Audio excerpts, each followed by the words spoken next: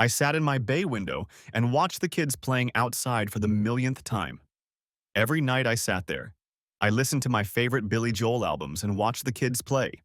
I watched Tommy Jones, Danny Frick, and Mark Fisher toss a Nerf football ball to each other. A minute would pass and Jimmy Spellman would come running in from the next street over to join them. Jimmy was my son. I wondered how I could allow myself to be in a situation where the only way to see my son was out the window. I figured that if my ex-wife, Carrie, had known he was so close, she would have taken him home. Watching him, he would always wave and smile at me. He was 10 years old, so he was old enough to get the gist of what had happened between his mom, me, and her lover. Her exchange. I think what killed me the most was the way she told me about leaving me for Greg. I came home from work on a normal Tuesday and said, "Jim, I'm pregnant." I picked her up in my arms and hugged her, telling her how happy I was. The only problem was that I didn't realize she was crying and didn't hug me back. I set her on the ground and was about to start talking about us needing a bigger house when she interrupted me. "It's not yours, Jim. I'm leaving and moving in with Greg Allen." Greg Allen, the neighborhood asshole, the bachelor who drives a fancy Lexus and brings $200 bottles of whiskey to neighborhood parties. Who the hell does that? Just bring a case of beer, man, Jesus. As soon as I realized what she said, I left the house, walked the 2 blocks to Greg's house, and beat the cowboy shit out of him. He, of course, was surprised to see me at his door. I still don't understand why he was surprised. She was moving in with him and had already packed for herself and Jimmy, as I found out later. He should have expected to get his ass kicked. Anyway, the asshole called the police and I ended up getting locked up for the night. Carrie got a restraining order protecting her and Jimmy from me, and a week later I was served with divorce papers. I never got to ask her directly why she cheated on me. The football game ended when Mark was called to dinner and Jimmy kissed me goodbye. I pointed to my mailbox on the curb and smiled when Jimmy opened it. He jumped into the air and shook his fist. I heard him yell, "Yes!" as if he was right next to me. I held out my cell phone to him. My ex said he wasn't allowed to have one until he was 12. I agreed with her that he was too young. I just wanted to mess with her and deal with the consequences later. My sister said she would take the blame for giving it to him. He pulled out the note I'd left. "Jimmy, I love you more than anything in the world, but you have to hide the phone. If you get caught with it, tell your mom Aunt Jenny gave it to you. You have unlimited data, so you don't have to connect to Wi-Fi to use it, and I have a card so you can buy games and stuff from the App Store. You also have a music subscription, and I've downloaded all of Billy Joel's music for you, so enjoy. I'm sorry I messed up and can't see you, but I miss you every day. My numbers are programmed, as are Aunt Jenny's and Grandma and Grandpa's. Please don't call my number unless it's an emergency. I'll get in trouble with the police. There's a number programmed under the name Mike. It's my number for another phone that can't be traced. You can text me on that number anytime, but don't call me Dad in your messages. Sorry, buddy, but it's going to be like this for a while. Leave this note in the mailbox. I love you." The smile on his face melted me and I broke down. He crumpled up the note and put it back in the mailbox. He grabbed his phone, headphones, and charger and left the packaging behind. He yelled, "I love you," and ran off. Billy Joel was my favorite rock singer, and Jimmy and I always made fun of him. He said he hated him, but I knew he loved his music. Every once in a while, Jimmy would slip song lyrics into the conversation to see if I would pick up on them. Yeah, it's weird, but it was our thing. I remember when Jimmy got a D on a test and Carrie told him, "You're a straight A student." Jimmy, without wasting a second, replied, "I guess I think too much." I laughed and Carrie got mad, not realizing that it was a play on the old lyrics to "It's Still Rock and Roll to Me." Like I said, it's weird, but it's our thing. I worked for a construction company as a jack-of-all-trades mechanic. I did everything from small cars to big cranes, and I've been doing it since I got out of high school. It was good money, and I had winter vacation every year, which gave me a nice break. Carrie was a teacher. We met at a country bar and hit it off right away. She never complained that I was a mechanic, and I never complained that she was a teacher. The courtship was casual, and we were married 3 years after we met. We bought a 2-bedroom ranch-style house, planning to move as needed.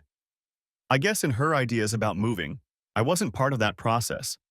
I must have been an idiot because I didn't know she was cheating on me until she told me she was carrying that asshole's baby. Nobody liked him. Guys tolerated him barely, and that was only to drink the Johnny Blue he always showed up with. The ladies avoided him like the plague, I think all but Carrie. I never wanted to know why or how it started, but I was embarrassed to find out. It was clear she needed more than a mechanic as a husband. Never mind that I had a stable union job with a pension and benefits. Hell, she never complained about money. We had a good amount, we went on vacations to Disney, and she bought herself all the clothes she wanted, so I was truly dumbfounded. The only hint that anything had changed was that for a while and right up until the end, she didn't approve of my work. It didn't matter that I was making more money than she was. No, I had become a grease monkey. The first time she called me that was when I was wiping my hands after an oil change. She walked past me into the garage and I grabbed her and pulled her to me to kiss her. I stained her cheap cotton t-shirt, and she was furious. Damn it, Jim, it's a new t-shirt and you ruined it. I laughed. Baby, it's a $5 t-shirt from Walmart. I'll buy you a dozen for another hug and kiss. I leaned in and she pushed me away. Hurry up and finish it, you fat monkey. I have to go to the store. After that, she started calling me monkey when she addressed me. She called me by my first name to my face, but I quickly grew bored with the barb. She had been living with Greg for a few months now, and the divorce had just been finalized when I handed Jimmy the phone. The restraining order had been contested by my lawyer, but I'd screwed up and violated it by kicking Greg in the balls when he dared show up at my neighbor's barbecue with his family in his arms. I knew I should leave, but as I left, I hugged Jimmy, and Greg made a shitty remark about the growing baby in Carrie's belly being his, and called me a bitch. I lost my temper and kicked him in the crotch with all my might. Luckily, my neighbor and his wife told the cops that Greg was stopping me from leaving. I was not arrested for the kicking or for violating the restraining order. However, at the next hearing, they used the incident to prove that they still needed the restraining order. A month after I gave him my phone, we exchanged texts every day. They didn't include declarations of love or mention that I was his father, but I was aware of his daily life, which was what I wanted. I was surprised he hadn't been caught doing it yet, but we were having a good time. One night I heard the landline phone ring and it surprised me. I had never gotten a call on it, only messages from Jimmy. Jimmy, you shouldn't be calling. Dad, help, he yelled. Greg was hitting Mom and pushed me. I cut my head hitting the door. I tried to help her, Dad, but Jimmy, I'm on my way. Get out of the house if you can. Run over here. I'll call the police to help your mom. He didn't answer. Instead, I heard rustling and Greg's screams. I rushed to run toward their house. Screw the restraining order. I had to help my son. I forgot to call 911, but I still made it to his house quickly. I kicked in the front door and saw Jimmy crawling under the dining room table, trying to avoid Greg, who was trying to grab him. I saw Carrie lying on the floor in the hallway. She was moving, trying to get up, but she was having no luck. I hoped her almost premature baby was okay, and then I wondered why I didn't care. Greg pounced on me in a rage. He clumsily tried to grab my shoulder. I dodged and pushed him through the door and onto the steps. He fell to the sidewalk, rolling on the grass and looking dazed. Jimmy, I yelled. Call 911 and tell them we need the police. Okay. Keeping my eyes on Greg, I felt a touch on my shoulder. I turned around, ready to strike, but it was Carrie. Jim, Stay away from me. I'm having a hard enough time saving Jimmy from your piece of shit, or should I say man? She wrinkled her nose and stepped back. Go check on Jimmy, he's bleeding. I told him to call 911. Make sure he does. She gasped and limped away, crying. She was in pain, and I felt like shit for being mean to her, but it wasn't my fault Greg lost his temper. I watched as he sat down on the lawn and passed out again. I smiled, thinking that he must have hit his head hard on the sidewalk. It occurred to me that I wasn't supposed to be anywhere near the house, so I walked a few houses down. I decided I was perfectly capable of following this stupid order, even though I'd already broken it by helping Jimmy. I kicked Greg in the balls as I passed him. I was starting to like doing that. Trey Jackson, Greg's neighbor, laughed and followed me while his wife Siona went inside to take care of Carrie and Jimmy. Another neighbor I didn't know was making sure Greg stayed put. What's wrong, Jim? He asked when I stopped and sat down on the grass 200 feet from the house. Jimmy called me for help and said Greg hit Carrie and pushed him. I ran over to help. Jesus, we heard the screams, but we didn't know he hit them. I'm so sorry. Don't worry about it. Then I laughed and said, I didn't even have time to hit the bastard. He jumped me, and I just shoved him out the door. We laughed together, and then the police arrived with an ambulance. Trey, would you mind telling the cops what happened? Let them know I'm staying here because of the court order. Sure, Jim. I hope everything's going to be okay. We all know you didn't deserve what happened. Thanks, man. I watched the cops talk to Trey, another neighbor, and an already awake Greg. Trey pointed at me as one of the cops cuffed Greg and put him in the car. Carrie was carried out on a stretcher, and Jimmy came out holding Zion's hand with a bandage on his forehead. One of the officers gave me the finger, and I complied. He met me halfway and asked, "Are you Jim Spellman?" "Yes, sir." "What happened?" I told him everything, and he took notes. While all this was going on, the ambulance left and the car with Greg drove off. "Is my son okay?" He put his hand on my shoulder and said, "I think so. They're going to check him for a concussion and other possible problems related to the head injury." I nodded as he continued. "Mr. Spellman, I think we have to take you away because of the violation of the court order. I am awaiting a final ruling on this matter. Do you understand?" "Yes. I was supposed to help Jimmy, officer. Screw that piece of paper." His radio beeped and he stepped away from me. I'll never understand how they can communicate with these things. It sounds like Charlie Brown's teacher to me. He turned to me and said, "Your ex-wife refused to consider the order. Since what you did appears to us to be self-defense, you're free to go for now. Things could change if the guy presses charges and they decide to have a judge handle it. Go home. Don't go to the hospital." "Yes, sir," I said, and went home, hoping Jimmy was okay. For a fleeting moment, I hoped Carrie was okay too, but I pushed that thought away. The next morning, I called my lawyer to let him know what had happened.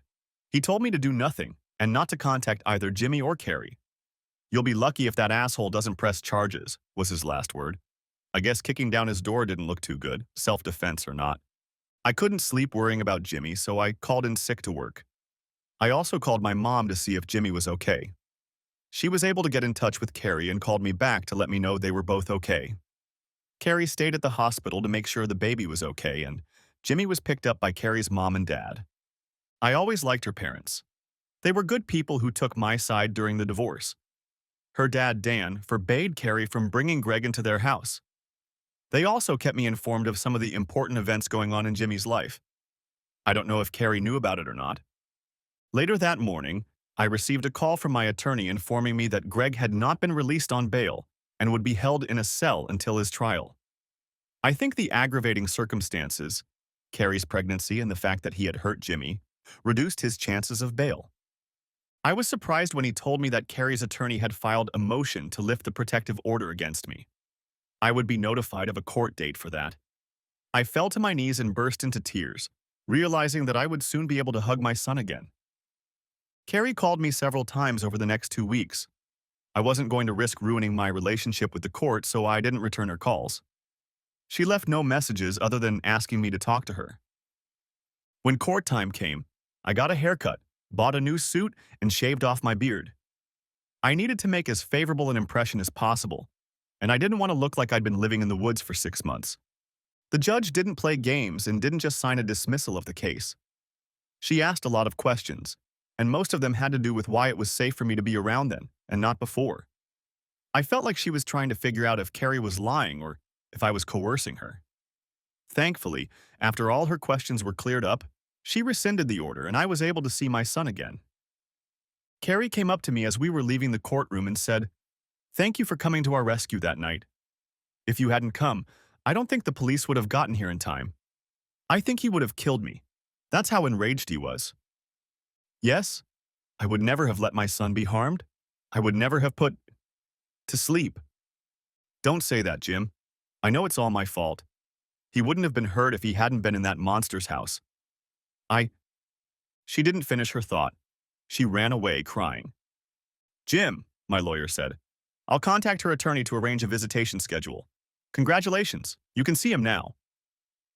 I walked out of the courthouse, and if I had been in a cartoon, I would have been floating in the air. I was so happy. I couldn't wait to see Jimmy. As I was walking to my car in the parking lot, I heard Jimmy yell, "Daddy!" I turned around and he was already climbing out of Carrie's dad's truck. He ran to me and jumped into my open arms.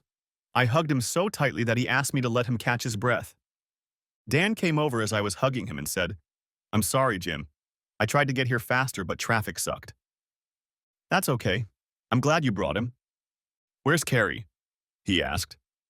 "I don't know. She ran away after the trial and I think she's gone." "Jim, why don't you take him with you for the rest of the day? Maybe we can have dinner together and catch up." I frowned. "I'm not sure I can do that. We don't have a visiting schedule. She might—" "She doesn't mind," I heard behind me. I turned around. Tears were streaming down Carrie's cheeks. "Come on, let's spend some time together," she said. "If you want, I'll bring my bag with me and he can stay the night." "May I?" Jimmy asked. She nodded and I thanked her. My heart snapped at the sight of her. I felt so sorry for her at that moment, and I don't know why. I guess I hated seeing her cry. I knew that some part of me still loved her. It was just buried deep under the ice covering my heart. Since it was summer, Jimmy was out of school. I took a few days off and spent as much time with him as I could. Carrie was being gracious, and I knew she was sorry for what had happened. She moved out of Greg's house and into her parents' house. I wondered how it would go with the baby and didn't realize it right away. She went into labor, and while she was on her way to the hospital, I asked if Jimmy could stay with me for a few days or a week. Jane, her mother, brought Jimmy over and said she would let me know how it went. I didn't care about her illegitimate child, and I made that clear to Jane. She wasn't happy with my attitude, but she understood. 8 hours later, my life was turned upside down again. Dan called me and said, "Jim, she had a beautiful baby girl. You have to come here and see her." I sighed and said, "Dan, I don't care about her baby. I'm glad he's healthy, but—" "Jim, shut up and come here now. Jane and I will watch Jimmy in the waiting area. I wouldn't ask if it wasn't important. And if you're not here in half an hour, I'll come and get your ass over here myself." The line cut off and I stood there wondering what the hell was going on. I called Jimmy and told him we were going to the hospital. He got excited, probably wanted to see his new sister, but I wasn't sure he'd be allowed to. We walked past the gift store and Jimmy asked, "Dad, can we buy her a teddy bear?" I was about to say no, but then I realized he was referring to his sister. I let him pick one and he was happy. We raised a good kid. Too bad Carrie ruined our family. Dan and Jane were waiting for us and smiled when they saw Jimmy carrying a pink bear cub. "Thanks for coming, son," Dan said. "I had no choice, Dan." Jane laughed and said, "She's in room 1812. Allison was just brought in for a feeding." I sighed. Carrie had named her after my mom, and I wasn't thrilled about it. I nodded and walked down the long maze of hallways. When I reached her door, I heard her singing softly to the baby. I was pierced with sadness. It was the same lullaby she used to sing to Jimmy when he was very small. Lullaby, Good Night, My Angel, by, you guessed it, Billy Joel. She be damned. When I pulled myself together and finally entered the room, I nearly fainted. The baby had the brightest red hair I'd ever seen on a newborn.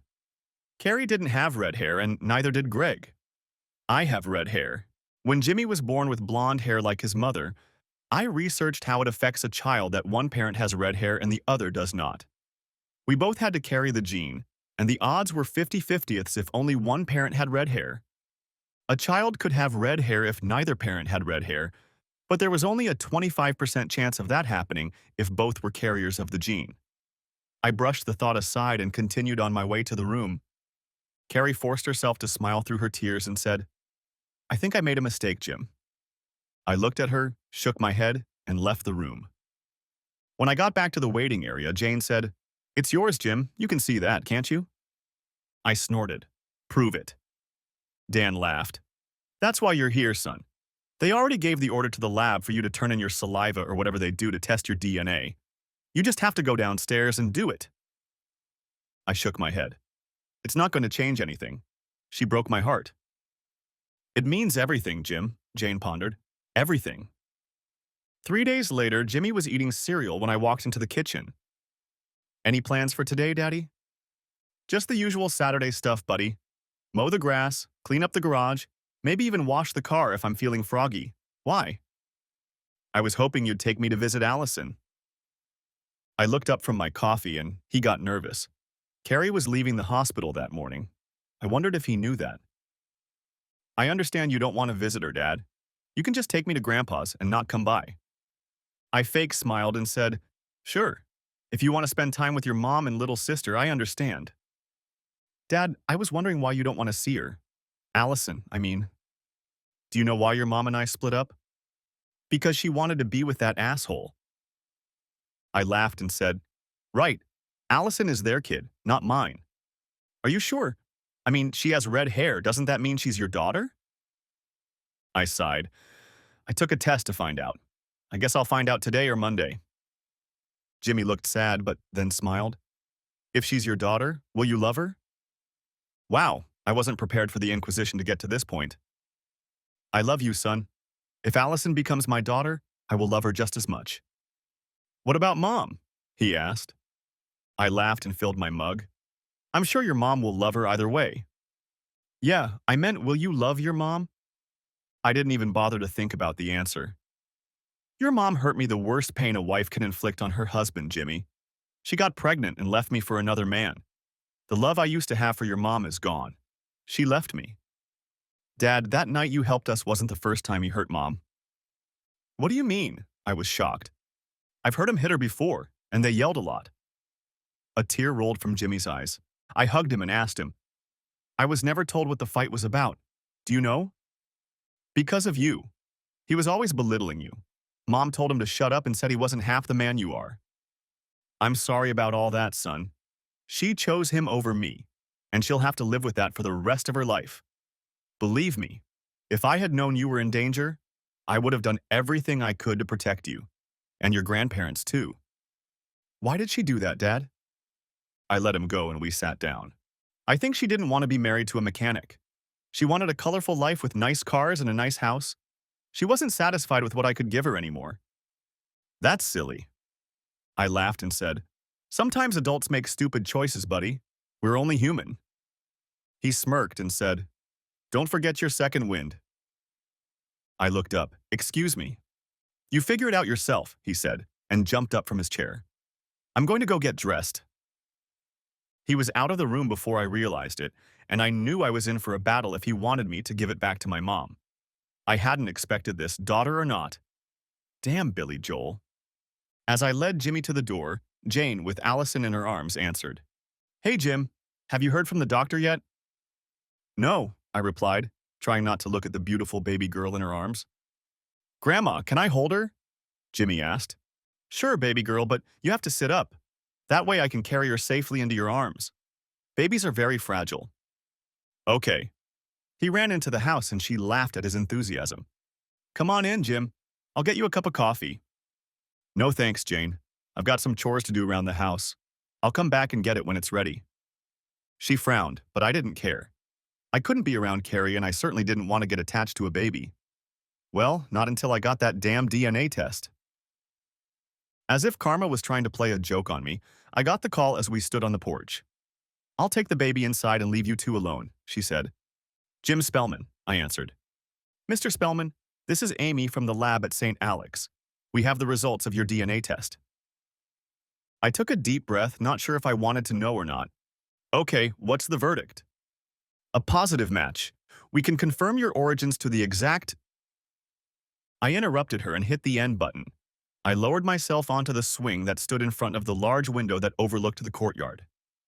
I couldn't believe that bitch was pregnant with my baby when she left me. I wanted to scream. I wanted to hit something. I wanted to run. But I knew I couldn't do any of those things. I needed air. I'd been outside before, but the air wasn't any fresher. It was like someone was sitting on my chest. The next thing I realized was that I was crying.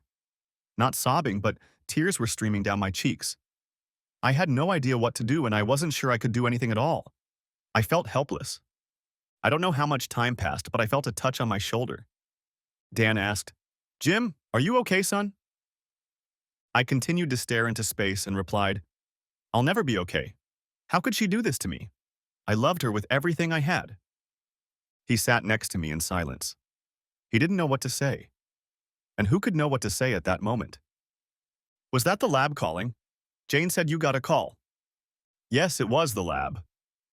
I walked away from the answer I knew he was looking for. I couldn't find the words to admit that I was a father again. A father to a little girl whose mother had left me for a richer man. A father whose wife left him for a better man who beat her and tried to hurt my son. A father whose children couldn't live with him. Jim? I...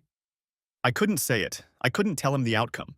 Jim, he repeated, putting his hand on my shoulder. It's obvious to everyone but you that she's yours. Do you really need them to confirm that? I stood up and shouted, Yes, yes, they had to confirm it. How could I trust that damn whore you raised? As soon as the words flew from my lips, I regretted saying them. I had just destroyed this good man for no reason other than anger at her. He didn't deserve it. I'm sorry, Dan, please. No, I know I couldn't handle her. It broke my heart when you two broke up. I know I never had a son, and when I handed her over to you that day at church, I was so happy you were part of the family. I love you like you popped out of Jane. Dan, I'm so sorry. I know, and I feel the same way about you and Jane. I'm just so angry with her right now.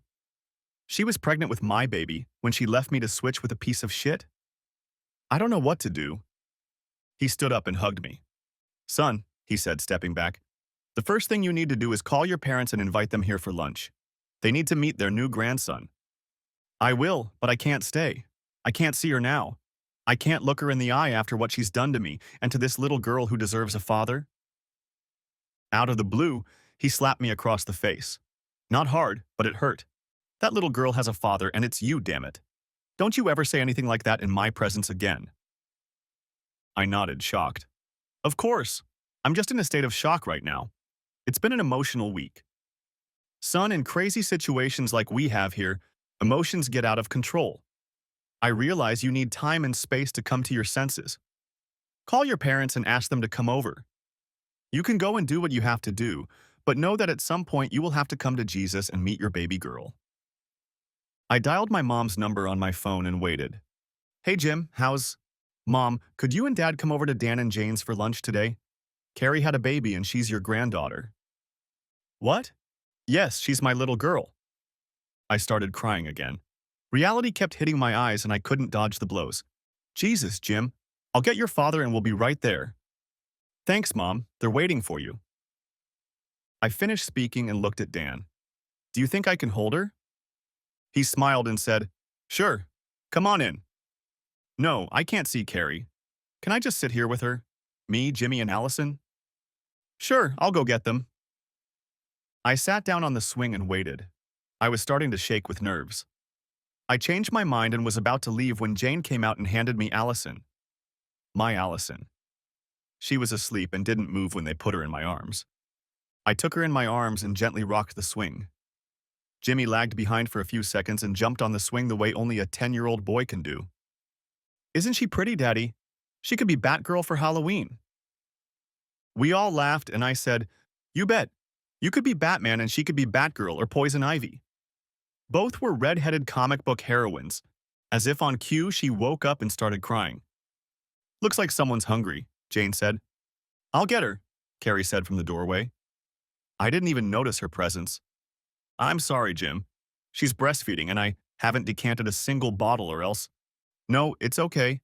I kissed my daughter's forehead and handed her to her mother. I was about to say goodbye when my parents pulled up in the driveway. My mom practically ran into the house and it was obvious she was crying. She's being fed, Jane said as she hugged her. Come in and meet her.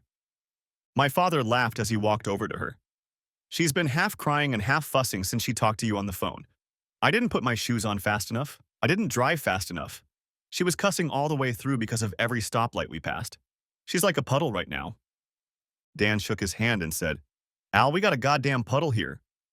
My dad threw him a no-shit Sherlock look, turned to me and said, Well, I'm sure it'll all work out. Right, Jim? I have no idea, Dad. Back home, I got busy with yard work, but I couldn't take my mind off my daughter and what I had to do. I knew I needed to call my lawyer and let him know that I needed to make visitation arrangements with both kids, not just Jimmy. I knew I would have to pay more child support, but that issue didn't bother me. I would always support my children. After mowing the grass, I walked into the house and looked around the kitchen. It seemed like I had just taken all the childproofing off the cabinets and now I would have to put it back on.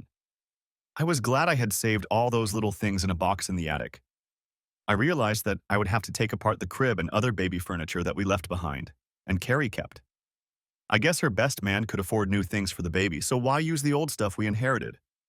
I didn't like the fact that Jimmy would have to share a room with the baby when they came to visit. And my room wasn't big enough to put a crib in there, so it would have to be put in the family room. Maybe I'll have to get a bigger house after all, I thought. I cleaned up the house a bit. I'd forgotten what a mess a boy could make after Jimmy had been gone so long. Cleaning had never given me so much pleasure. I was just settling into my favorite patio chair with a cold beer when the gate opened. "Are you here, Jim?" Dad called out to me. He and Dan walked around my house and sat down across from me. "Can I get you guys a beer?" I didn't wait for an answer, realizing that if they were alone in my house, then this was serious business and they needed a drink. I went into the house and pulled out a cooler bag with the 11 bottles of beer I had left from the 12-pack. "Okay, guys, give me that," I said.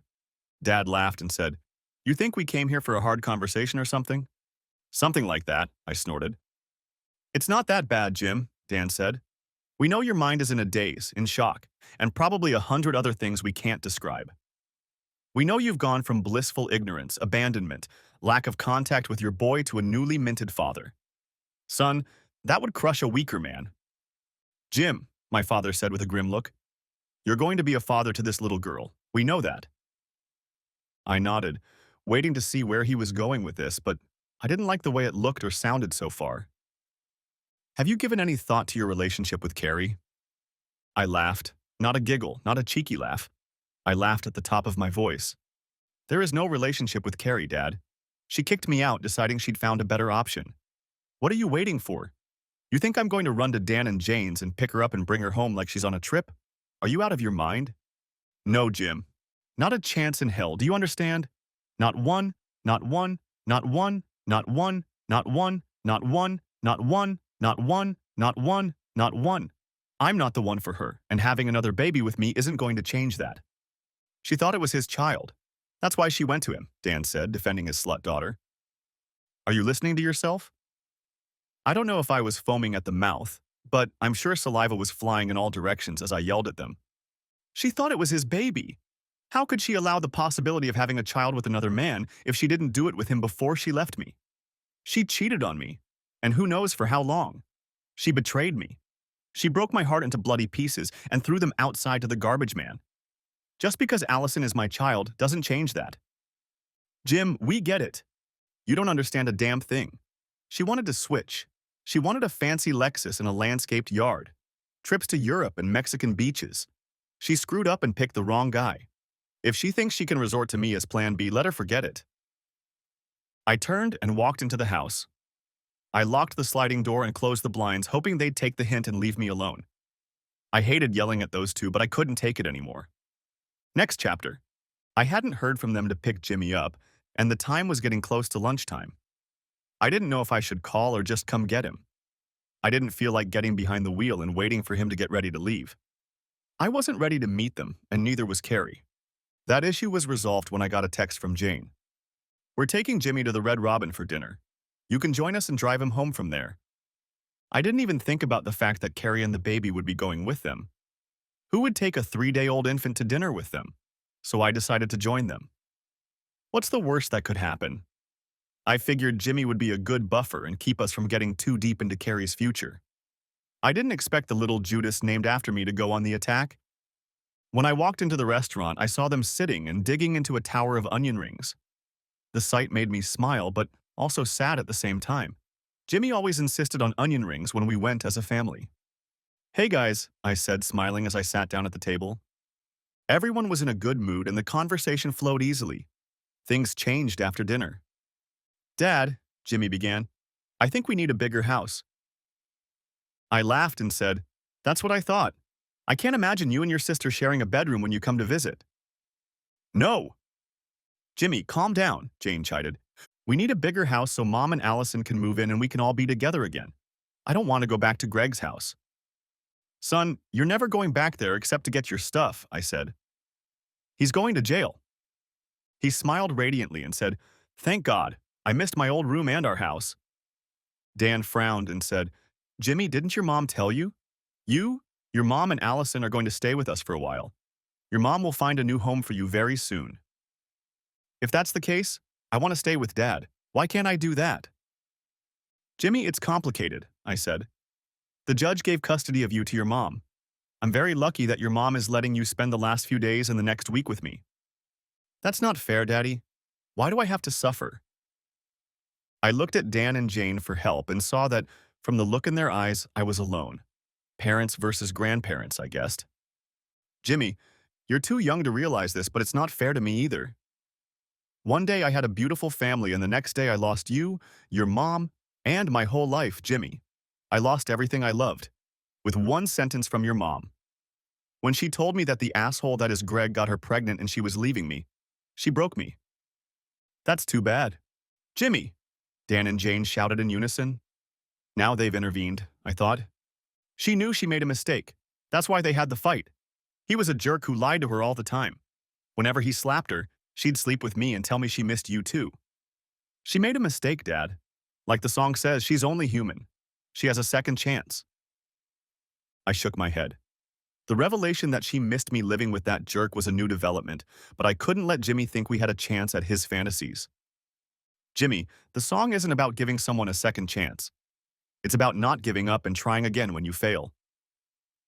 As soon as the words flew off my lips, I knew what he was going to say. And he didn't disappoint. See? You give up. You don't try again. I took his hand and said, Son, if I could go back in time and change what I did to make her leave me, I'd do it in a heartbeat. I loved your mom more than anything in the world. When you came along, my life became complete. I had everything I could ever need. The world was hanging by a thread, and your mom cut that thread. I'm not saying this to make you mad at her. She loves you as much as she never has and never will. I'm telling you this so you can understand how I feel and why I can't just take her back. Dan spoke up. Well, I think we should call it a day. It's been a long day. I looked up and nodded. That's a good idea. Let's go home, Jimmy. Jimmy didn't calm down. We had a conversation like this once a day while he was with me. Eventually, he tried a different tactic and became more polite and dispassionate, but it still didn't help. 10 days after Allison was born, Carrie showed up on my doorstep. Hi, Jim, can I come in? I waved and called out to her. Jimmy, your mom's here. When he burst into the room, it was like a herd of elephants ran through my little house. Hi, Mom, he shouted, nearly knocking her over with his hug. Where's Allison? She's visiting Grandma and Grandpa Spellman. Oh, good. He ran off to his bedroom. I turned around and asked, Are you here to take him home? I'll go get him ready. No, Jim. I'm here to talk to you. If that's okay with you? I don't think I hid my frown well enough as I gestured for her to sit down. Can I get you something to drink? I asked, feeling awkward about her sitting in the same room with me. No, thank you. Jim, due to circumstances, I didn't get a chance to talk to you before the divorce. Circumstances? You mean that shitty restraining order you put on me that almost cost me my job? She frowned and looked away. That was Greg's idea. He wanted revenge for your assault and… Assault? Jesus, you have some serious reality perception issues? It wasn't an assault, it was revenge. He took my wife and I had to act. You didn't have to kick him at the barbecue. Probably not, but he also didn't need to tell me I was trashy in Jimmy's presence when I tried to leave and comply with your court order. You knew I was going to be at that party. You shouldn't have gone there. She looked away again and said, You know, he was in trouble after that punch. You probably tore a blood vessel or something. He never told me what happened. I laughed, and I can't recall a time when I've laughed harder. It took a few minutes before I calmed down enough for her to continue what she wanted to say. Get to the point, Carrie. While I appreciate what you've been doing for a year with this information, I'd like you to leave as soon as possible. She sighed and continued. You keep telling my parents that I'm changing with Greg. That's not true. I was about to object when she held up her hand. I know I called you a grease monkey, and maybe it gave you that impression. I apologize for that. I have no complaints about your work. I never have. I know you are an excellent mechanic who is highly respected by your coworkers. Unfortunately, Greg always called you grease monkey, and I treated you with contempt. You have no idea how much I regret that. Whether I believed her or not, the look on my face said I didn't. I mean it. I'm sorry for being so disrespectful to you. Whatever you say, Carrie. Apology accepted. Anything else? Yes, plenty. I stood up and said, Then I need a beer. I didn't bother to ask if she wanted anything else. The time for hospitality was long gone. When I returned to the living room, she was pacing like a death row inmate. Well then, I said, get down to business. She held up the picture of the first time we took Jimmy to Disneyland. Remember how excited he was when he realized we were at Disneyland? I'll never forget that moment of sheer joy we all experienced. I nodded while a tear rolled from her eye. I never loved Greg. In my hormone-clouded mind, I was pregnant with his child, so I had to be with him to raise him. My mind was such a mess that I didn't even think about the fact that she could be your child. I don't even remember doing that with you while he and I were having an affair. I laughed. I don't know if I found the outrage she was talking about funny or if the memory of us doing it had knocked her out. It was just before Christmas. You came home from shopping with my sister and opened a few bottles of wine. She passed out on the couch and I carried you to bed. I'm not surprised you don't remember anything. You were very drunk. She nodded her head. I notice you're trying to blame the divorce on hormones. It certainly wasn't hormones that got you into his bed. She shook her head negatively. To my eternal shame, I bought into his illusions and let him seduce me. If it's any consolation, the affair was short-lived. The first time was on Black Friday. After that, I met him every Saturday morning when you left for work. We stopped when you went on winter break before New Year's. We started again when you went back to work at the end of February. And by St. Patrick's Day, you found out you were pregnant and left me. I found out I was pregnant in February.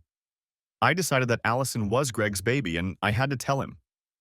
He was so excited that he started planning our life for when I would leave you. Up until that point, I hadn't even considered leaving you for him. He convinced me that we were good together and I should divorce you and let him raise my child. It was the stupidest thing I've ever done in my life, much stupider than what I did to him the first time. I crossed my legs and leaned back in my chair. So? Jim, I never stopped loving you. I acted stupid and messed up our lives, but I never stopped loving you for a minute. Yeah? You loved me every Saturday when you hired a babysitter to watch Jimmy so you could entertain the bastard? Did you love me when you said you were divorcing me? That doesn't sound like love to me. She began to sob. Okay, Carrie. You've told me your story. Now you can go. She shook her head in refusal and whispered, please give me a second chance for Allison's sake. Okay, you should go now. I appreciate you letting Jimmy stay with me, more than you can imagine. But I can't listen to nonsense about you coming back. It's not going to happen. I couldn't blame her for asking. She was in the shit without a paddle after losing her lover. She could only hope I loved her enough to forgive her and take her back. I knew I still loved her to some extent, but I couldn't imagine myself accepting her back. And it didn't matter how many people, including my son, thought I should do it. Next chapter. I sat by the window, listening to Billy Joel and watching Jimmy play. I reflected on how my life had changed in the last 2 weeks. I should have been happy to have Jimmy back in my life, but things had turned out differently. I had a daughter that I never got to fall in love with while she was in the womb, but I fell in love as soon as I saw her. The problem was that when she was only a week old, I never got to see her. I couldn't imagine having such an emptiness in my heart for my baby Allison. I really wanted to go to Carrie's parents and see her, but I didn't want to see my ex, especially after she begged me to give her a second chance. The day before, I had gotten a call from an attorney who had drawn up a standard visitation schedule for both kids and a modified child support agreement. They had to coordinate it with Carrie's attorney, or we would have to go to court again. I hoped Carrie would be civil and not drag me to court, but I guessed it wouldn't be painless. My only leverage was her desire for a second chance, and I dashed her hopes of that. Hi, Daddy, shouted Jimmy, running into the house. Am I supposed to go back to Grandma and Grandpa's house today? Yes, your sister has a suitable schedule now, and your mom has gotten into a rhythm so she can take care of you both now. Why can't I stay here? We've talked about this before, Jimmy. Your mom has taken custody of you and there's nothing I can do about it. I'm just happy I can see you now. Me too, but what about Allison? We'll get that sorted out soon. I want to see her as much as I wanted to see you when I couldn't. What's for dinner? I laughed at my kid's ability to change the topic of conversation to food. How about grilled steaks? He frowned and asked, how about we go get pizza? We can pick up Allison on the way. Allison can't have pizza yet, buddy. She'll be breastfeeding for a long time yet. Okay, then we can take Mom with us so she can feed Allison. I shook my head. I know what you're trying to do. Jimmy, it's not going to happen. Your mom left me for another man. We'll never be together again. Whatever you say. He ran off to his room. I hoped the guy would soon realize that what he wanted wasn't going to happen. I pulled up to Dan's house and intended to walk Jimmy to the door and see Allison. Since I couldn't spend time with her, I needed to make use of every scrap of time I could. Hey, Jim, Dan said as he opened the door. Jimmy ran past him, quickly exchanging fists. Hey, Dan. I hope to see Allison at least a little. She's just been put to bed, but you know babies. She's probably still wriggling around. Come on in. He led me into the spare bedroom where Allison's crib stood, and Carrie sat in a rocking chair in the corner. I couldn't see her in the darkness of the room, but she whispered a hello to me. I nodded and whispered, I just wanted to have a little look at her, if you don't mind. It's okay. Look closely because pretty soon you won't be seeing her again. What? I asked louder than I should have, but the baby didn't move. Carrie, what are you talking about? Dan asked. It's simple, Dad. If Jim doesn't give me a second chance, I'll never let him visit her or Jimmy. I'll fight like hell and do whatever it takes to make sure he never sees one of his kids. I was about to yell at her when Dan put a hand on my shoulder. Don't say anything you'll regret later or that she can use against you. I'm a witness to everything that happens in this room, and I'm not going to stand by and let her do this. I'm going to find the best father's rights attorney in the state, and we're going to fight her to the last man. Carrie stood up and said, Dad, if you continue to stop my family from staying together, I will cut you out of my life and you will never see your grandchildren again. Are you out of your mind? Jane said, entering the room. I heard everything you said on the baby monitor. If you think you can blackmail him into taking you back, you're in for a rough ride. Carrie, I'm begging you, don't start a war you've already lost. Let's discuss this in the kitchen, Dan interjected. He probably sensed my impending outburst. They all left the room, and I spent a few extra seconds with my baby girl. I put my finger in her tiny hand and almost cried when her little fingers reflexively wrapped around it. She was so beautiful, I couldn't imagine my life without her. I walked into the kitchen and heard an argument. It wasn't so much an argument as it was Dan and Jane berating Carrie for being stupid. Jim, don't worry about a thing, Dan said. You're not here alone, I can promise you that. Carrie, where did all this come from? You divorced me. You made your choice. You're going to have to live with it. She frowned, and a tear fell into her eye. I made a mistake. You have to forgive me and rebuild our family. Carrie, I sighed, your mistake was the affair that caused you to divorce me. Oh, please. You act like you're an innocent player in our little drama. If you had spent more time with me, I never would have fallen into the arms of another man. When you were working overtime, working weekends, coming home too tired to do anything unrelated to Jimmy, where were you for me? How many times did you fall asleep in your chair watching TV shows? How many times did you make love to me in those 6 months before I succumbed to that asshole's charms? I see, I said, not realizing there was a problem between us. So instead of talking to me and telling me how you felt, you were having fun with the jerk next door. I realized you left me thinking you were having his baby. You were already dating by then, but it was a conscious decision to have fun with him the first time. You should have talked to me. I won't deny that what happened was my fault, but you did the worst thing to him and I can't forgive that. She turned away and I continued. Carrie, you robbed me of all that time with my son because that asshole told you to get a restraining order against me. How do you think I can forgive that? How can I forget all those nights when I sobbed and fell asleep wondering if I would ever see my son again? And now you want to take him away from me again, along with my daughter? It's not going to end well. It won't end well for the children. We can't go forward in war mode. For their sake, we have to be able to get along. I'm sorry, but that doesn't mean reconciling with you and forgetting that you left me. She began to sob, and Jane put her arms around her. Honey, please don't punish Jim anymore. He doesn't deserve what you're doing to him. You ripped his heart out and you're trying to do it again. It's over, honey. Carrie got upset again and ducked her head into Jane's shoulder. I looked at her, at Dan standing behind her with his hand on her back, and silently waved goodbye. I'd had enough, and apparently so had she. I just hoped she would do the right thing. I knew I would call my lawyer first thing Monday to be as vigilant as possible. I cracked open a beer and decided I needed to get off my ass and get back into the dating scene. It was more than clear to me that I wasn't going to go out with Carrie again, blackmail or not. and I needed to meet someone. So I decided to go out and see what I could find on the dating scene. Having not gone on a date in over a decade, I knew I was in for a shock as I had no idea how to talk to the woman I was interested in. I took a shower and ordered an Uber, figuring I would figure things out as I went along. I looked through my closet and realized I needed a closet update. How much more cliché could I be? A divorced man with no decent clothes. I decided to call my sister and ask her to go shopping with me. She always picked out clothes for me before Carrie, and I was sure she would do it again. I picked out a pair of khaki shorts and a golf shirt. There was probably some irony in Carrie buying this outfit for me, but I didn't care.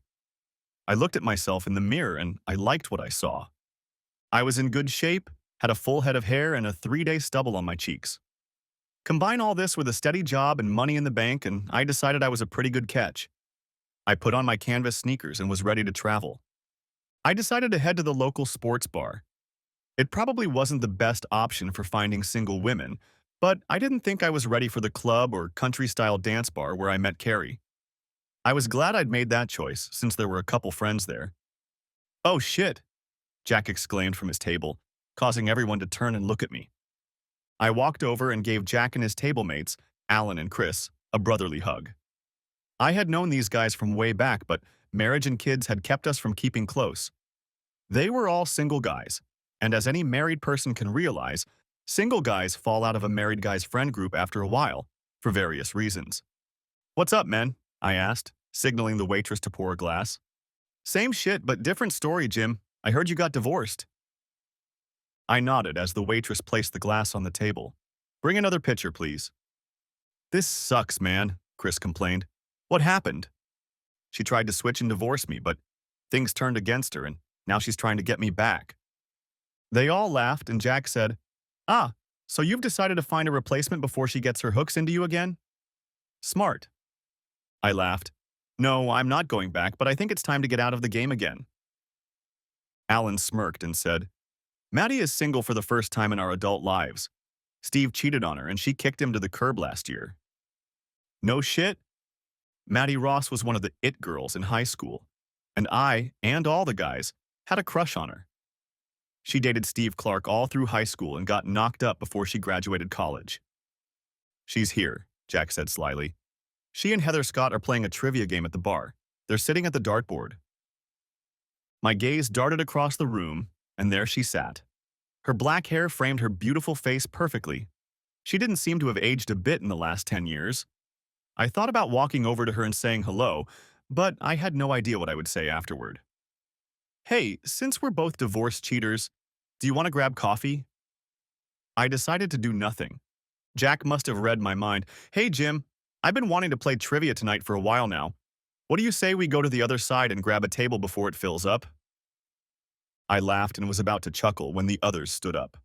Chris said, "No one stands a chance against us. We are the kings of useless knowledge." I gave in to peer pressure and we found another table. It was time for another pitcher, so I called the waitress over and ordered a pitcher of golden goodness.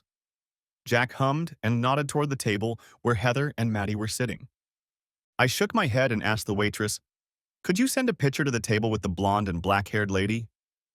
"Sure," she said with a smirk. "Good luck." That got a laugh from the guys, and soon we were all laughing at how ridiculous I was being, trying to pretend I knew how to get a girl.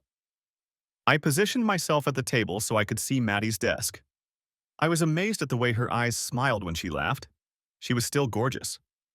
The waitress brought our pitcher, walked over to the ladies, set down their drinks and pointed in my direction. I smiled and raised my beer in an airy toast. Heather laughed and whispered in Maddie's ear as she responded to my air toast. She shook her head in denial of what Heather had said and turned away. Heather jabbed her finger at me, and that's when the guys started urging me to go and talk to them. I took a deep breath and stood up.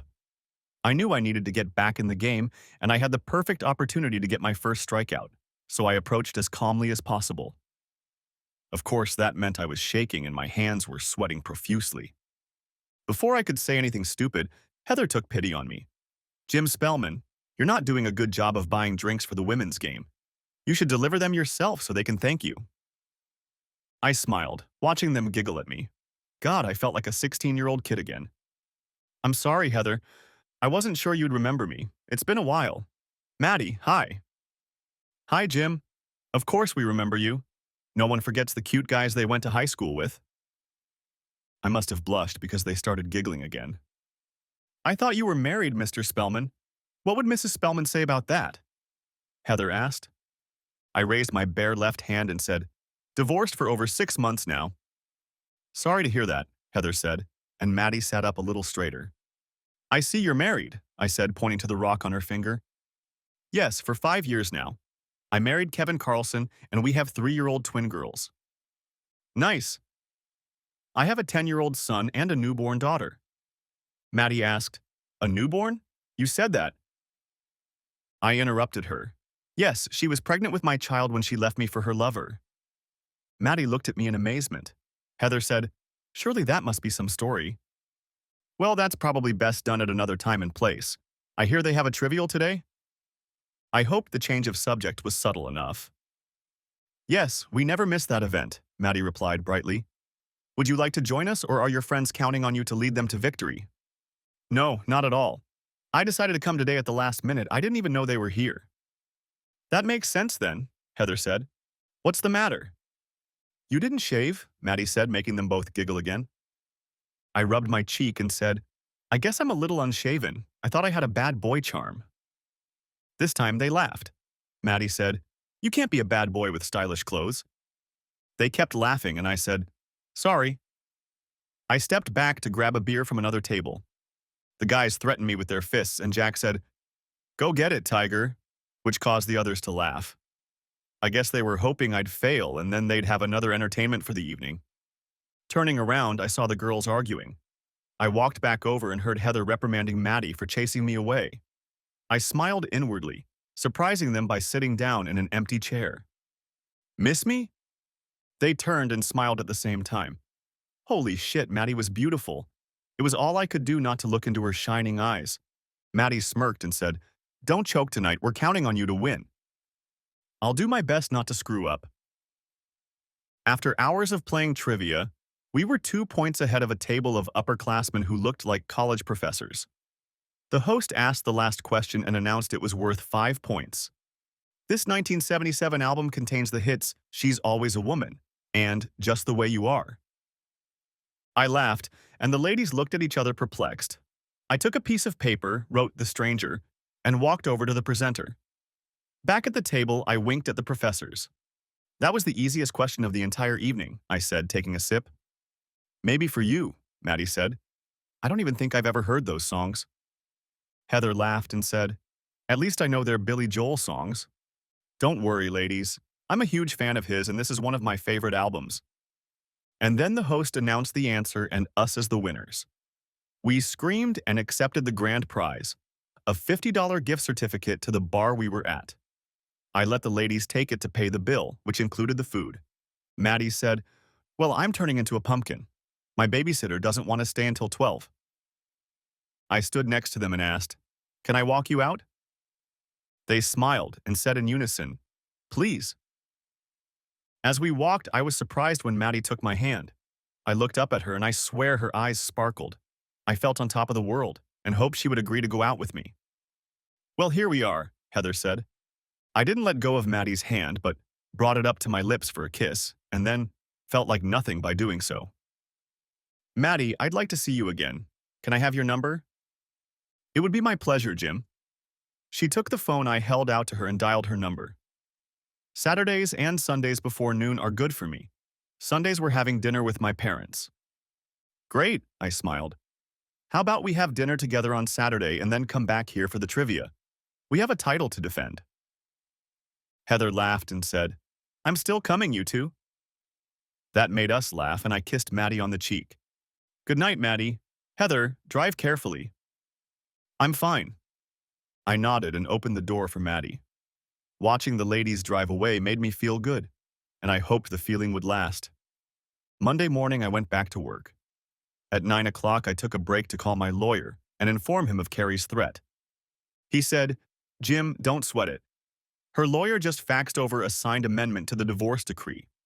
She agreed to joint custody and the visitation schedule we set up. I'll be sending the original with a courier soon, and once it's filed, you'll be all set. Congratulations. I was stunned.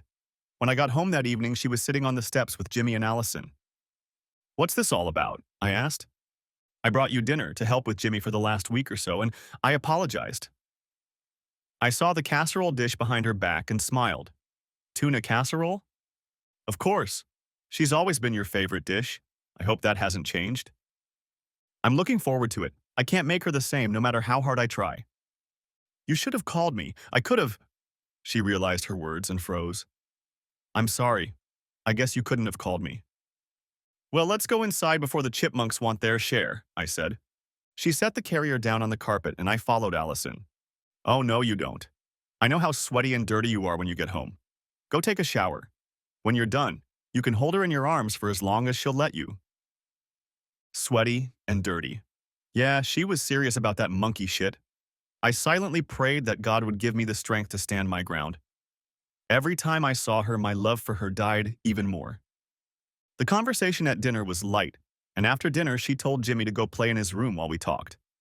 She handed Allison to me, and although she was cranky, she didn't cry. Newborn babies are pretty boring. They don't know how to do anything, and they hold their head up. I always confuse that with Jimmy, and I had to keep reminding her of it. I saw that Carrie was about to say something to me, and I said, "I'm holding her head up." She laughed and replied, "10 years later, it's still a force of habit." I sighed and asked, "So what does it all mean?" I knew she had signed the agreement, but I wasn't sure if she knew I knew it. I agreed to the visitation and child support agreements. She lowered her head, scrutinizing the stain on the carpet. "What happened to—" "Please don't remind me. I overreacted by saying that, and I would never do that to you. I'm just so desperate to get you back that I'd do anything." "I wish you would have treated me like that before you threw me away. I feel like you don't want me back. You need me now that your lover has faded away." "I'm sorry, Carrie. I'm so sorry. I just can't trust you anymore." She looked at me with tears in her eyes. I corrected Allison and lifted her up to stroke her cheek. "Can't we at least stay friends? For Jimmy's sake?" Allison won't notice the difference, of course, but with Greg gone, Jimmy thinks we should be together again. He's just a kid and has no idea how much pain you've caused me. Not only did you cheat on me, you dumped me and then put that shitty restraining order on me just because your best man told you to. I was never a danger to you or Jimmy. Him? Definitely, but not to you, and you knew it. You put me in a hellish prison with no hope of seeing the only light in my life. You crushed my soul, and you don't seem to care." "Jim, No, don't give me a phony, heartless apology right now. You're in the most desperate position of your life, and that goes without saying. You're going to say I brought you into his arms because I've been working hard and I'm tired? Fine, but consider this. For his seduction to work, you had to be receptive to him. You never told me I was pushing you away. You never told me I was in danger of losing you. No. You chose to fall for his bullshit. Jesus, Carrie, no one liked the guy, and suddenly you succumbed to some irresistible charm he supposedly possessed. It doesn't make sense." She cried, and Allison fussed. "Carrie, I think you wanted to cheat on me and you chose him because no one would have suspected it. Later, when you were pregnant, you had a choice, him or me, and you chose him. You'll never convince me that you weren't trying to change. I won't believe that. Jim, we don't have to talk about this anymore. I'm sorry for everything. You'll never understand how sorry I am, and I accept that it's my fault. Can't we just try to work things out for their own good?" I leaned back, and thankfully Allison calmed down. "We can be friends, but I'll never take you back." "I know." After Carrie and my kids left, I texted Maddie. "Hi, I didn't want you to forget me. I'm looking forward to Saturday." There was no reply for a while, and I found myself pacing nervously around the room, glancing at my phone every few seconds. I hoped I hadn't overdone it by texting her. I knew I was new to dating. I had no idea how to date my mother. When would I meet her kids? When would our children meet? Would they meet? Is it a bad sign if she won't introduce me to her child? My mind was a mess, and I hadn't even had my first date with her yet. 10 agonizing minutes later, I got the call. Relief swept over me when I saw it was her. "Hi, Maddie." "Hi yourself, handsome. I don't really like texting. I like talking." "Oh, sorry. What are you doing?" "Just giving my baby girl a bath." "Baby girl? I heard you had an older child, but I didn't know about the youngest." "Yeah, I have 3 of them. 11, 7, and 3. That won't scare you, will it? You could hear the fear in her voice. I laughed and said, No, I love children. You know, I have two myself. Yeah, our older ones go to school together. Really? That's amazing to hear. I don't remember seeing the two of you at school events. I used to have a pretty crappy schedule. I only recently started working first shift. For a long time, I worked second shift. At the hospital, huh? I remembered her telling me she was a CQA CAN, or CNA, something like that. That's what ruined my marriage. Or rather, it was ruined by my cheating ex-bastard, but he blamed it on my shift at work. I'm sorry. It's similar to what my wife said. I worked too hard and was too tired or in a bad mood. Blah, blah, blah. We laughed together until she said, That's all nonsense. They cheat and they need to blame it on everyone but themselves and their selfish behavior.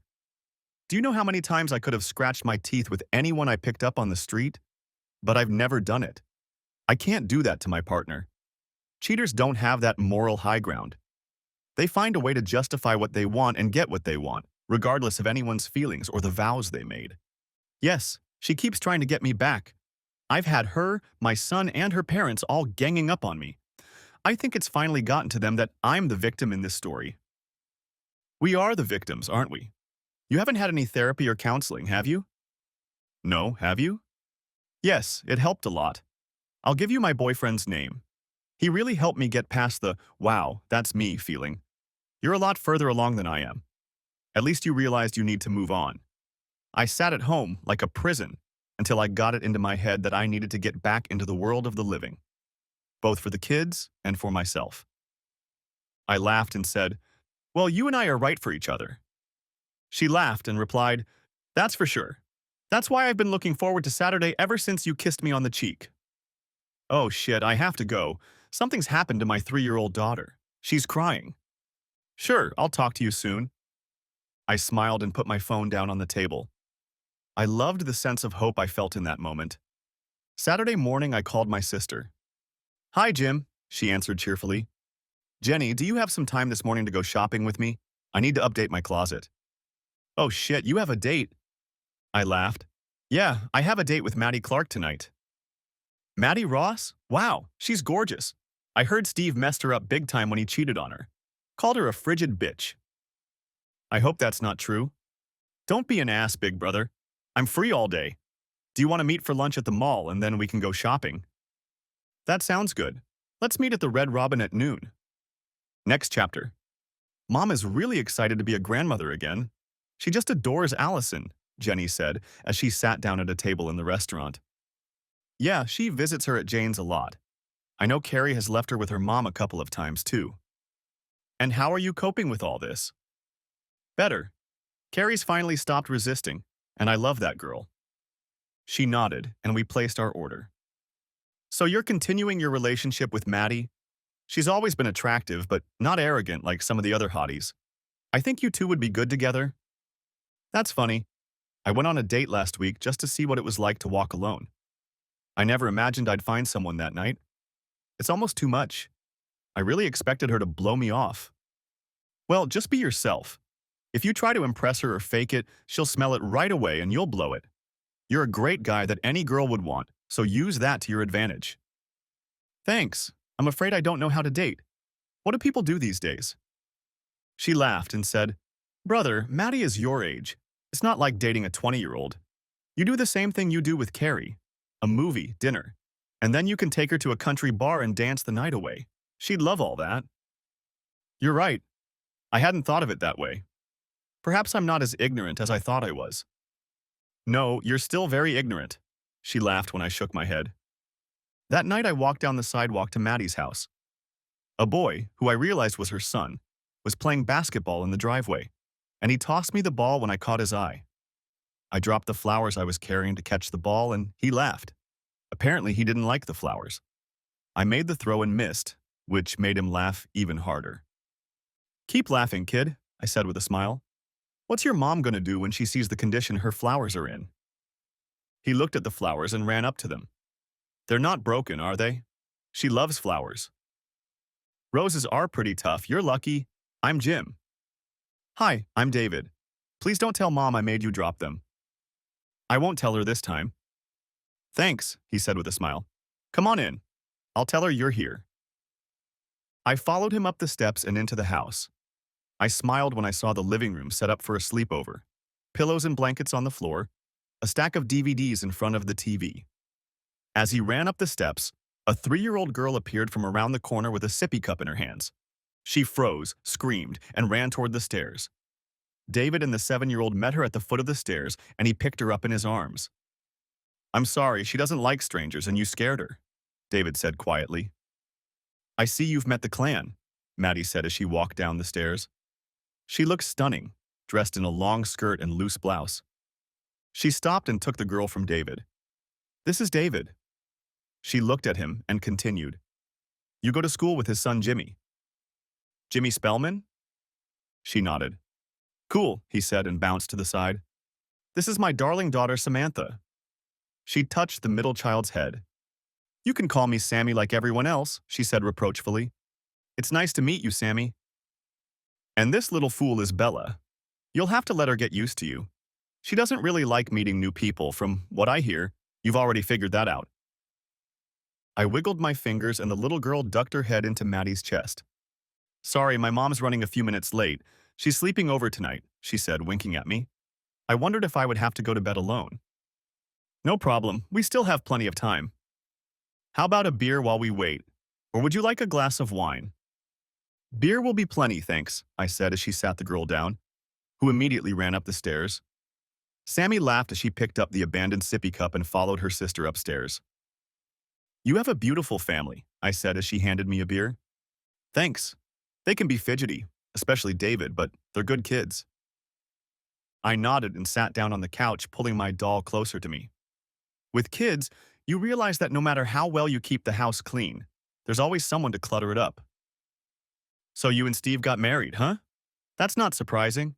You were inseparable in high school.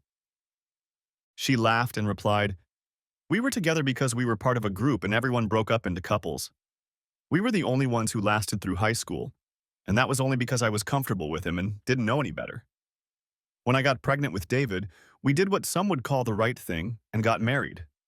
It wasn't anything like a shotgun blast, but we had never loved each other like that. I think it was doomed from the start. I nodded and sipped my beer.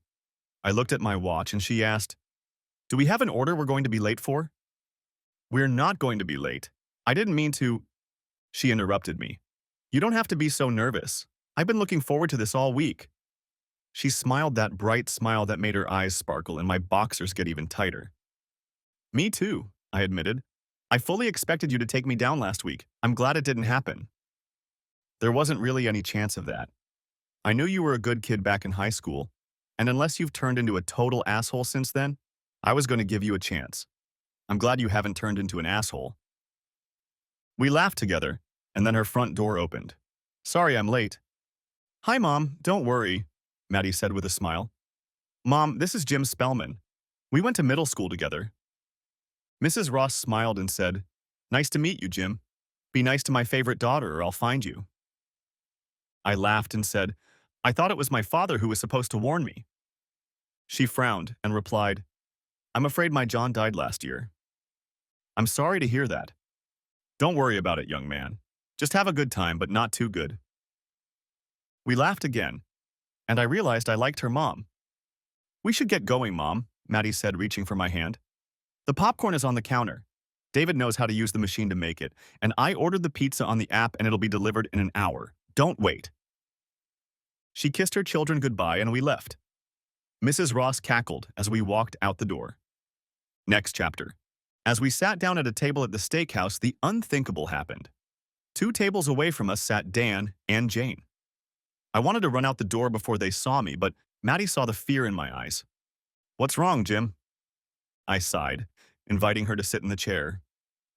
My in-laws are sitting 2 tables to your left. She looked over there, and as soon as she did, they saw us. I couldn't predict their reaction to seeing me on a date, but I needn't have worried. They both smiled broadly and walked over to us. Hey, Jim. Nice to see you out and about. Who's the hottie? Dan asked, holding the hand of a grinning Jane. Hey, guys, this is my date, Maddie. Maddie, these are my in-laws, Dan and Jane. Maddie, Jane began. You have a keeper. Don't lose it like my stupid daughter did. Maddie looked at her like a deer in the headlights. Well, okay. I don't know what to say. Dan laughed and said, Don't say anything. Just enjoy the evening. It was nice meeting you. He patted me on the back and they went back to their table. Well, that was something, she said. Yeah, they're good people. When Carrie tried to bluff that she'd take my kids if I didn't take her back, they pounced on her. Do you really believe that was a bluff? She asked. Not 100%. I think she had an option and she let it out of her mouth in desperation without thinking. I'm not going to worry about it. I'm moving on with my life and she signed the custody agreement. She took my hand and said, Good. Don't ever forget what she put you through. But for the sake of the baby, get along with her. They will notice if you fight all the time. Don't trust her. I nodded, and as the waitress approached, I asked her to bring a couple desserts for Dan and Jane. We walked into the bar and found Heather holding our table. Jack and the guys were there again and gave me a thumbs up when they saw that I made Maddie laugh. God, I loved her laugh. So, Heather began, where did you go for dinner? To Chop House, Maddie replied. You won't believe this, but his ex-in-laws were there and came over to our table. Oh shit, what did you do? Nothing. They were nice and told me not to let him go like their stupid daughter did. Wow, a first date for the record book. Jim, are you ready to defend our title? Of course I'm ready. I see the professors are back. I looked across the table at them. One of them nodded, and the other ran his thumb across my throat as if to say I was a dead man. I liked a good shitload of sign language. Well, we got lucky with Billy Joel's question at the end. We need to take a bigger hit tonight, Maddie said, nudging me in the shoulder. No problem, ladies, we can handle it. And we did manage. By the last question, we were winning by a 10-point margin. The host tried to cheat and made the last question 12th, but it was a question about some country and western singer that Heather really liked. Walking Heather to the car, Maddie and I put our arms around each other's waists. She felt so good in my arms that I didn't want to let her go, and I hoped that what I was feeling would last a long time. Good night, guys, Heather said as she hugged Maddie and then pressed herself against me in surprise. Drive safe, sweetie, Maddie said. As we watched her drive away, Maddie said, It's still early, and you have two options. One, you can take me back to the house and we can talk and continue to get to know each other better. Or you can take me back to your house and we can get to know each other better in a more fun environment. I'm not an idiot. I decided to take her back to my house. Next chapter. Can I offer you a glass of wine? I have red and white or beer? I asked as we settled into my living room. White would be nice, it's chilled.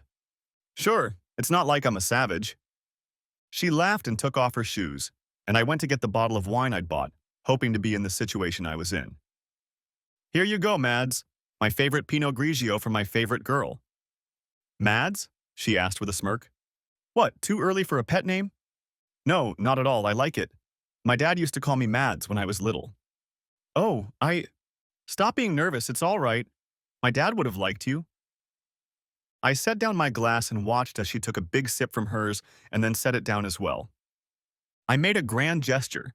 I reached out and put my arm around her shoulders. Oh, slick move, Ace, she laughed. Don't try too hard, sweetheart. I've been waiting to find a man like you ever since I got out of prison. Now that I found you, I'm looking forward to dessert. We kissed that time, but no more. As if straight out of a dating textbook, we waited until our third date before we took things to the next level. After a romantic dinner at a fancy restaurant she had chosen, we ended up at my house. I poured her a glass of wine and we sat on my couch. Later she said, Jim, I'd like you to show me your bedroom. Thoughts of the last year of my life flashed through my mind. The affair, the divorce, the loss and return of my son, the birth of my daughter. Now to all this drama I could add my Maddie. I knew I would never let her go. We were two broken souls that could only be put back together with glue. I knew it was too soon to think long-term, but I knew I wasn't going to mess it up.